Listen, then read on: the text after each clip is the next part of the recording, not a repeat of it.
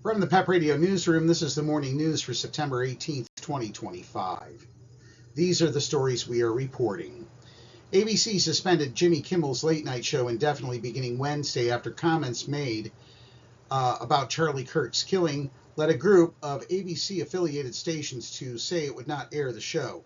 Kimmel, the veteran late-night comic, made several comments about the reaction to Kirk's assassination on Jimmy Kimmel Live Monday and Tuesday nights, including that many in Magaland are working very hard to capitalize on the murder of Charlie Kirk. ABC, which has aired Kimmel's late-night show since 2003, moved swiftly after Nexstar Communications Group said it would pull the show starting Wednesday. Kimmel's comments about Kirk's death are, quote, offensive and insensitive at a critical time in our national political discourse, end quote, said Andrew Alford, president of Nexstar's broadcasting division, and Nexstar operates 23 ABC affiliates. In other news, the House declined Wednesday to punish one of its own over commentary in the aftermath of Charlie Kirk's assassination, but the effort showed the reach of President Donald Trump's push for political retribution and set the stage for more to come. The 214 to 213 roll call shelved a resolution from GOP Representative Nancy Mace of South Carolina to censure Democratic Representative Ilhan Omar of Minnesota and have her removed from two House committees, Education and the Workforce and Budget. The two have feuded viciously on social media. Mace has said Omar, an immigrant who criticized Kirk's views of gun ownership and race relations in the aftermath of George Floyd's death in 2020 in Minneapolis, should be deported to her home country of Somalia.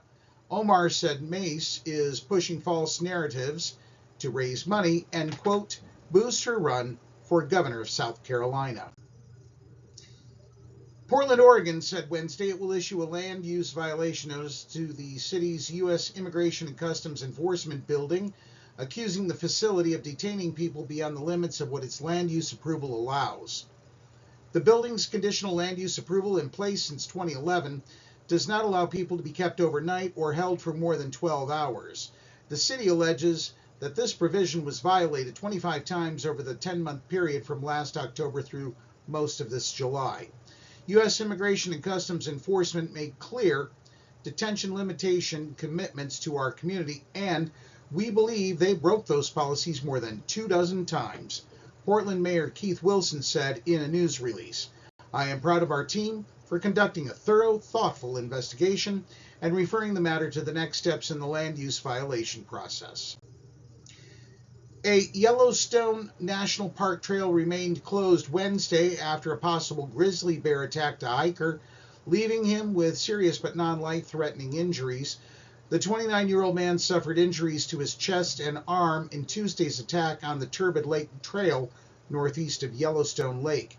The man encountered the bear 2.5 miles into the backcountry and sprayed bear repellent as it began to attack, park officials said in a statement. National Park Service medics walked out with the hiker. He was then taken to a park clinic and flown to a nearby hospital where he was treated and released. And in Pennsylvania news, 3 law enforcement officers were killed and 2 others were wounded in a shooting on Wednesday afternoon, and the suspect is also dead, the state police commissioner said. Police were apparently serving a warrant in York County when they were fired upon, 3 sources familiar with the matter told NBC News. The officers in Codoris Township, following up on a domestic investigation that began Tuesday, said the state police commissioner, Colonel Christopher Paris. There are simply no words I can offer to assuage the grief that this community has experienced, he said. The 2 surviving officers were in critical but stable condition at Wellspan York Hospital, he said. Police shot the suspect, who is dead, Paris said. The suspect was not immediately identified on Wednesday. That's the news at this hour. If you are watching our news videos on YouTube, please subscribe to our channel. PEP Radio is available on Roku, Alexa, the Live 365 app, and the PEP Radio page on PAEquality.com. Up next, we have the Meadville area weather forecast here on PEP Radio.